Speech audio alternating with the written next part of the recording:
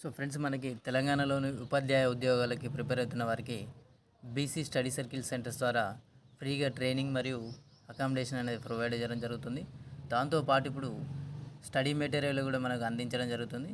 So ఈ study material పొందడానికి మనం ఆన్లైన్లో ఎలా అప్లై చేసుకోవాలి, ఎప్పటివరకు మనకి డేట్ అనేది ఉంది, తదితర సంబంధించిన సమాచారాన్ని మన ఛానల్లో పూర్తి వీడియో అవైలబుల్ ఉంది.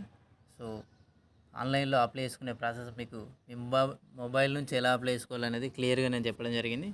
సో మరిన్ని వివరాలకు మన ఛానల్లోని వీడియోని వీక్షించగలరు.